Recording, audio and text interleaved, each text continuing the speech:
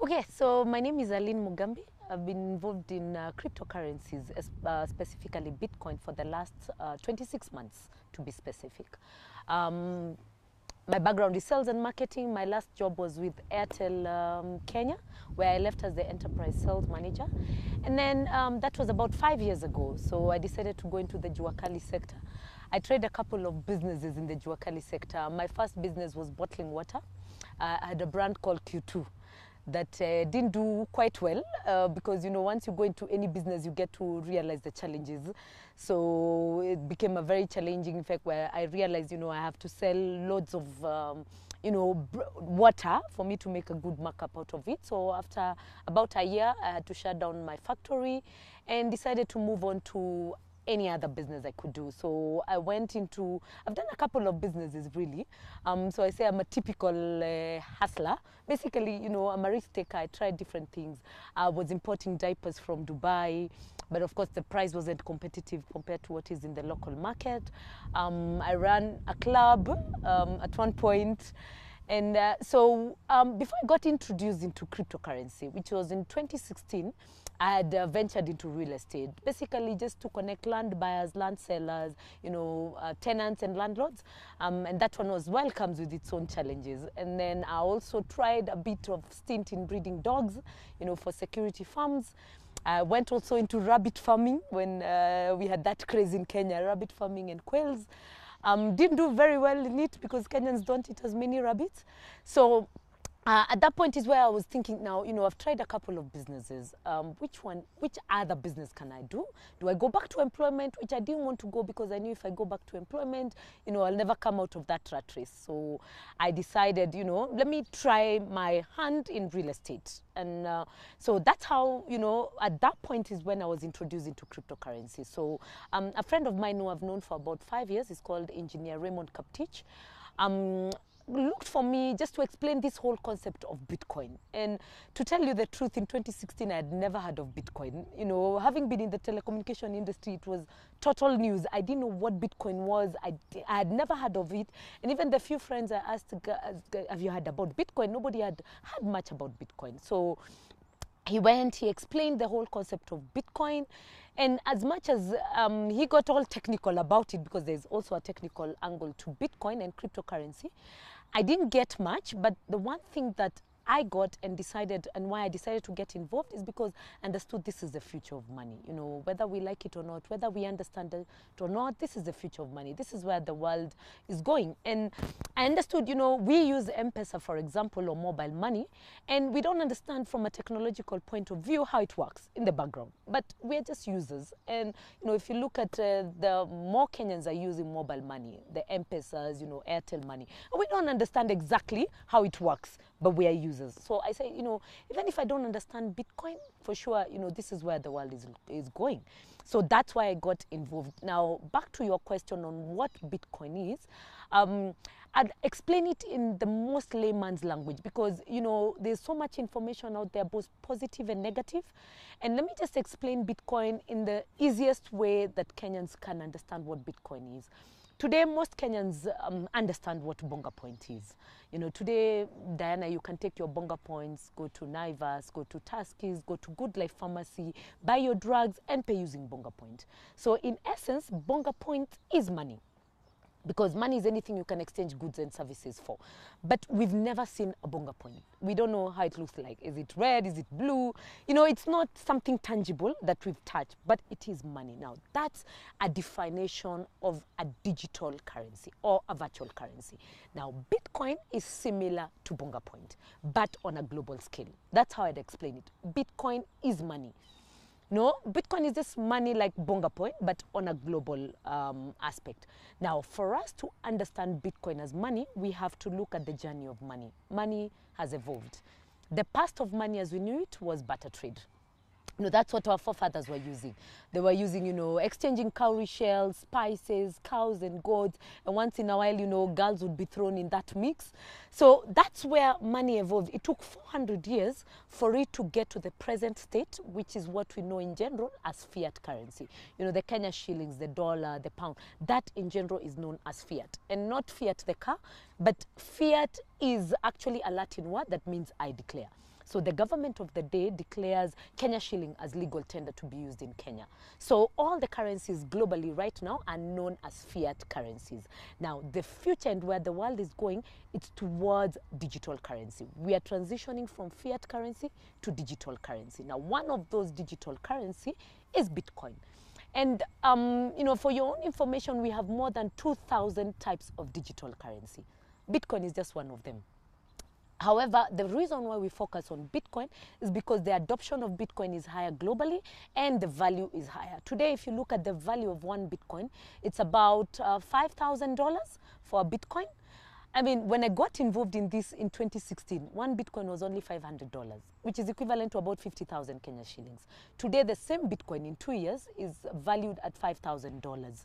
So, there's a lot happening around the world that really pushes and dictates the value of Bitcoin to where it is today, because this is money for the people, by the people, So that's why we are really out here educating people on why they need to invest in Bitcoin, because that's the future. That is where the world is going. We are moving from these physical notes and coins and transitioning towards digital currency. So that kind of explains Bitcoin in a nutshell. Okay, basically you have been, I don't know Yes. if you are mining Bitcoins? Yes. What is the reception here in Kenya? How are people, maybe young people? Right. Yeah. Okay, so based on the questions you've asked, so many people don't understand what mining is. Every time you say mining, people are like, what is that? Like, do we dig Bitcoin on some land? Because when you think of Bitcoin, you think of gold and diamonds. So are we digging our Bitcoins from some land? Now, let me explain, because like I said, Bitcoin is a digital currency. It's a virtual currency, right? And there are different ways you can actually get your Bitcoins. The first way is you can accept it as a mode of payment, where, if you run a hotel like the one you're in, you can request your clients to pay you in Bitcoins. That is already happening around the globe. Today, if you buy or if you fly with the Virgin Atlantic airline, you can pay for your ticket in Bitcoin. If you want to buy a car from Japan, you can use a company like Bford, and you buy and import your car and pay using Bitcoins.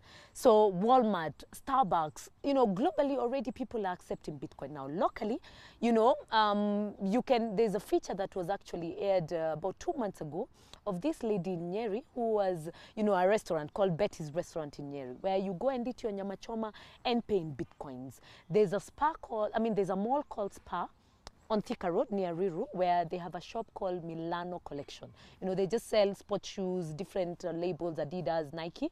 You can go and buy your shoes there and pay using Bitcoin. So the adoption locally has started. So that's one way you can accumulate Bitcoins. You have a business, just tell your customers to pay you in Bitcoins, and it makes sense to be paid in Bitcoin. Because today if I buy a shoe for 3,000 Kenya shillings or 1,000 Kenya shillings, tomorrow you'll still have that 1,000 Kenya shillings. Now with Bitcoin, the value keeps going up and up, although there are of course value fluctuations. Now if I pay you in Bitcoin and the value of Bitcoin just goes up by a bit, it means your money has actually appreciated. So it makes sense, and that's why the rich guys, the Bill Gates, the Richard Branson are involved in this, and many of their businesses are already accepting Bitcoin. So that's one way you can accumulate Bitcoin. Number two way is that you can trade in Bitcoins. You're in Kenya, you're saying, I have Bitcoins. How do I translate my Bitcoins into Kenya shillings? Where do I use my Bitcoins? Now, the good news is you can convert your Bitcoins into Kenya shillings at any one point. So we have Forexes, similar to the way you have dollars, you can go to a Forex and exchange it. We also have Forexes that we call Bit exchanges. They basically trade in Bitcoin. The biggest Forex in Kenya is called BitPesa. BitPesa has been around for about 5 years now. Their head office is in Kenya. They're located at Mirage Plaza. That's where the head office is. BitPesa is one of the biggest bit exchanges in Kenya. And they went around educating people about Bitcoin, and they've been around for quite some while now. They are now operating in Uganda, in Tanzania, in Nigeria, in Ghana. They've opened the Asian market. Now, you'll be surprised, and this is public news, that, one of the biggest local shareholders of BitPesa was the ICT Cabinet Secretary, Joe Moshero. And he said that a couple of times. And he invested in BitPesa even before he was the ICT Cabinet Secretary.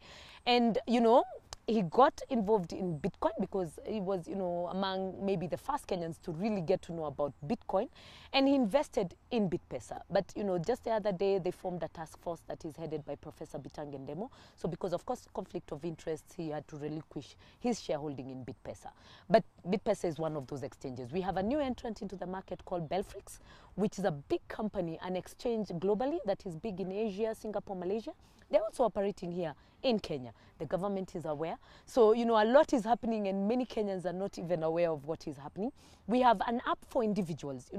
BitPesa and Belfrix are companies. We have an app for individuals who are looking to get into the space of trading cryptocurrencies, specifically Bitcoin. The app is called localbitcoins.com. Today, localbitcoins.com is operating in more than 247 countries globally. If you go to Uganda, you can convert your Bitcoins into Ugandan shillings by trading on local Bitcoins. So around the world, you can trade your Bitcoins in any of the countries. Now, those are some of the platforms.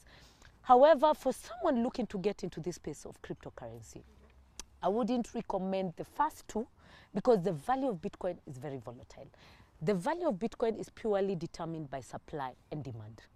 No government can intervene to regulate Bitcoin because it's not money created by the government. So the price is very volatile. I mean, last year, December, one Bitcoin was going for about 2 million Kenya shillings.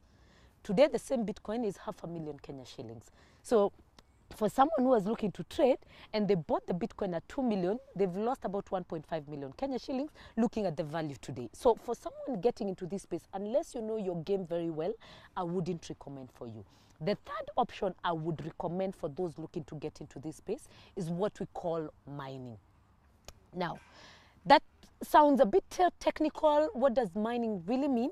Now, let me just explain mining in the most simplest way I can. Today, I'm sure, Diana, you have a Visa card, right? You have a Visa or a MasterCard. When you go to, say, Dari, you want to pay for your bill. You will run your card. But is your money on that Visa card? No. Your money is in a bank. All Visa does, it verifies this transaction, that you have sufficient money in your bank account to pay for your bill. That's all Visa does. And for doing that transaction, that verification of transaction, it's given a 3% commission out of it. Now, what Visa does is just purely verify transaction. They do not own a bank.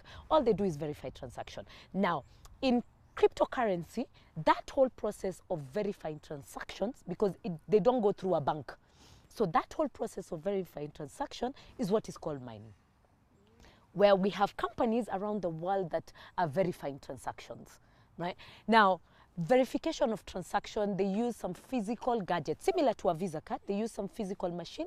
The current machine that they are using is called an Antminer S9. So we have a couple of companies because it's a very expensive endeavor. And, we have clips on CNN, on BBC, where they've highlighted the whole concept of mining Bitcoin and what exactly happens in mining of Bitcoin. Now, in 2009, 2010, you could try and verify transaction on your computer from the comfort of your home. Bitcoin did not have much value. It was less than $10 back then. So individuals were trying to mine Bitcoins at home, and it was possible. I have a friend who mined 5 Bitcoins just from the comfort of his home using his computer. But when he looked at his electricity bill vis-a-vis the Bitcoins he had mined, the value of this Bitcoin was too little. So he configured his entire computer and lost the 5 Bitcoins. Once you lose your Bitcoins, they're gone.